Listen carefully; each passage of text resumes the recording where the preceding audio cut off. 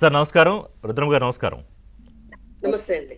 చరణ్ గారు, నిన్న ప్రధానమంత్రి వచ్చి ఇక్కడ సరే అభివృద్ధి కార్యక్రమాల కోసమే వచ్చారు. Yes, well and good. Telangana అభివృద్ధిలో కోర్స్ దేశంలో భాగం కాబట్టి అన్ని రాష్ట్రాలు అభివృద్ధి చెందాలి. అండ్ తెలంగాణకు కూడా అభివృద్ధి కార్యక్రమాలు, శంకుస్థాపనలు, ప్రారంభోత్సవాలు చేశారు గౌరవ ప్రధానమంత్రి. అయితే ఈ తెలంగాణ టూరు పైకి అభివృద్ధి కార్యక్రమంగా కనిపిస్తున్నా స్పష్టమైన పొలిటికల్ ఎజెండాతోనే బీజేపీ ఈ ప్రోగ్రాం చేసినట్టు కనిపిస్తోంది. ఎందుకంటే నేను ఈవినింగ్ పరేడ్ గ్రౌండ్స్లో చేసిన ప్రోగ్రాము, అక్కడ ప్రధానమంత్రి గారు మాట్లాడిన తీరు, వారి బాడీ లాంగ్వేజ్, ప్రజల నుంచి వచ్చిన స్పందన, విపరీతంగా వచ్చిన జనం, ఇవన్నీ చూస్తుంటే స్టార్ట్ అయిందా మిషన్ తెలంగాణ ఆపరేషన్?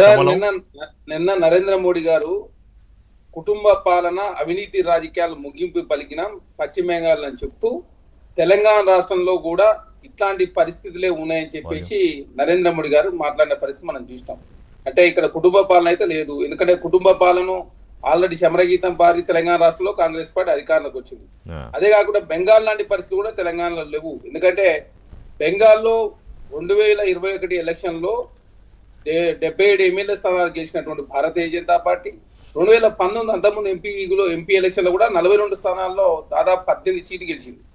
అదే కాకుండా 2024లో ఎంపీ ఎలక్షన్ లో 18 నుంచి 12కు తగ్గినప్పటికీ మళ్ళీ 26లో జరిగినటువంటి ఎమ్మెల్యే ఎలక్షన్ లో 207 సీట్లు గెలిచిన మాట వాస్తవం. అక్కడ ఎమ్మెల్యే స్థానాలు కావచ్చు, ఎంపీ స్థానాలు కావచ్చు, ఆ స్థాయిలో భారతీయ జనతా పార్టీ గెలుస్తాం. కానీ తెలంగాణలో ఆ పరిస్థితి చాలా రివర్స్ ఉంది. ఎందుకంటే 2018 ఎమ్మెల్యే ఎలక్షన్ లో భారతీయ జనతా పార్టీ రాజాసింగ్ గారు ఒక్కటే ఎమ్మెల్యే స్థానం గెలిచారు.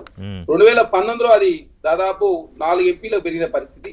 తర్వాత 2023 జరిగినటువంటి ఎమ్మెల్యే ఎలక్షన్ లో భారతీయ జనతా పార్టీకి 8 ఎమ్మెల్యేలు వచ్చాయి.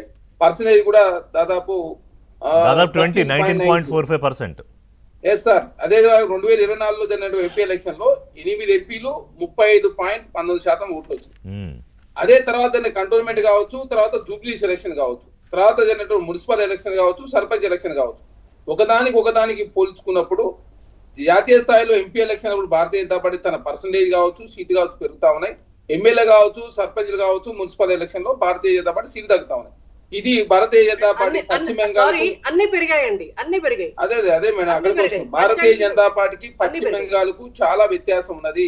కాబట్టి పశ్చిమ బెంగాల్ రాష్ట్ర పరిస్థితులు వేరు, ఇక్కడ పరిస్థితులు వేరు. అంటే ఇప్పటి వరకు పెద్దగా ఫోకస్ చెయ్యలేదు. ఇప్పుడు తెలంగాణ మీద ఈసారి ఎలా అయినా, అంటే తెలంగాణ, కర్ణాటక, ఆఫ్ కోర్స్ పంజాబ్ పక్కన పెడితే ఈసారి కర్ణాటక, తెలంగాణలో ఒక సంవత్సరం ఎన్నికలు వస్తాయి. ఒక 6 నెలలు 7 నెలలు సుమారుగా అటు ఇటు 2028లో ఈ వన్ నేషన్ వన్ ఎలక్షన్ గొడవ ఏం లేకపోతే. సో ఈసారి 2 రాష్ట్రాల మీద ప్రత్యేకంగా ప్రధానమంత్రి ఫోకస్ పెట్టారు. ఎట్టి పరిస్థితుల్లోనే 2 రాష్ట్రాలు కొట్టాలి, ఇజ్జత్గా సవాల్ ఈసారి అన్నట్టే ఉంది. ఎందుకంటే అక్కడ తమిళనాడులో కాంగ్రెస్ పార్టీ అధికారంలో భాగం అయిపోయింది. 4 రాష్ట్రాల్లో కాంగ్రెస్ ఉంది. దేశమంతా కాంగ్రెస్ని ఎలిమినేట్ చేసుకుంటూ వస్తుంటే అధికారంలో లేకుండా ఇక్కడేమో వరుసగా అధికారంలోకి వస్తున్నారు. మీరు సీరియస్గా తీసుకోరా ప్రధాని? సార్, ఇక్కడ భారతీయ జనతా పార్టీ ఎప్పుడు కూడా సీరియస్ గా తీసుకుంది. ఎందుకంటే గ్రేటర్ హైదరాబాద్ ఎలక్షన్ల అప్పుడే అమిత్ షా గారు వచ్చారు, చాలా మంది కేంద్ర మంత్రులు, భారతీయ జనతా పార్టీ జాతీయ స్థాయి అధ్యక్షులు, అదే కాకుండా చాలా మంది వచ్చి ప్రచారం చేసిన పరిస్థితి మనం చూసినాం. భారతీయ జనతా పార్టీ ఏ ఎలక్షన్ కూడా అదేవిధంగా తక్కువ అంచనా వేసో లేదు లూజ్ గా తీసుకునే పరిస్థితి ఉండదు. కాబట్టి ఎప్పుడు భారతీయ జనతా పార్టీ ఫోకస్ తెలంగాణ రాష్ట్రమే పెడుతూనే ఉంది. కాబట్టి 4 ఎంపీల నుంచి 8 ఎంపీలు అయిన పరిస్థితి మనం చూస్తాం. కాబట్టి తెలంగాణ రాష్ట్రంలో పరిస్థితులు వేరుగా ఉన్నాయి, పశ్చిమ బెంగాల్ పరిస్థితులు వేరు. ఎందుకంటే పశ్చిమ బెంగాల్లో భారతీయ జనతా పార్టీ సెకండ్ ఉన్నది, కాబట్టి సెకండ్ నుంచి ఫస్ట్ అయ్యారు. ఇక్కడ భారతీయ జనతా పార్టీ తెలంగాణ రాష్ట్రంలో సరే ఎంపీ ఎలక్షన్ లో ఎక్కువ సీట్లు గెలిచుండొచ్చు కాక, ఎమ్మెల్యే ఎలక్షన్ కావచ్చు, కౌన్సిలర్, కార్పొరేట్ ఎలక్షన్ కావచ్చు, అదే కాకుండా మున్సిపల్ ఎలక్షన్. నిన్న ప్రధానమంత్రి ఏం చెప్పారు? 3, 77, 207. అలాగే తెలంగాణలో మీరు అన్నట్టు 5, 1, 8. ఈసారి మరి మ్యాజిక్ నెంబర్కి వెళ్ళిపోయే పరిస్థితి కూడా మనం కొట్టి పారేయలేం కదా సార్.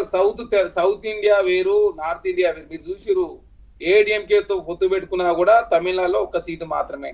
కేరళలో కూడా పరిస్థితి మనం చూసినాం. Thiruvananthapuram Bharatiya Janata party municipal corporate గెలిచినప్పటికీ, అదే కాకుండా గోపి గారు ఎంపీగా గెలిచినప్పటికీ, వారి కేంద్ర మంత్రి అయినప్పటికీ, మొన్న ఎమ్మెల్యే ఎలక్షన్ లో కూడా పర్సెంటేజ్ 10% వచ్చింది.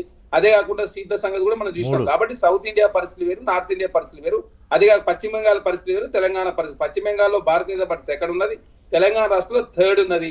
అదే కాకుండా ఆంధ్ర రాష్ట్రంలో ఎన్డీఏతో పోతున్నది. దేశంలో భారతీయ జనతా పార్టీ 16 రాష్ట్రాల్లో అధికారులు ఉంటే దాదాపు 6 రాష్ట్రాల్లో ఎన్డీఏ తోటి అధికారులు ఉన్నారు. కాబట్టి కాంగ్రెస్ పార్టీ 4 రాష్ట్రాల్లో స్వతహాగా అధికారం ఉన్నది, 3 రాష్ట్రాల్లో కాంగ్రెస్ పార్టీ కూడా అదేవిధంగా భాగస్వామ్య పక్షాలతో అధికారం ఉన్నారు. దేశంలో కాంగ్రెస్ పార్టీకి 100 ఎంపీలు ఉన్నాయి.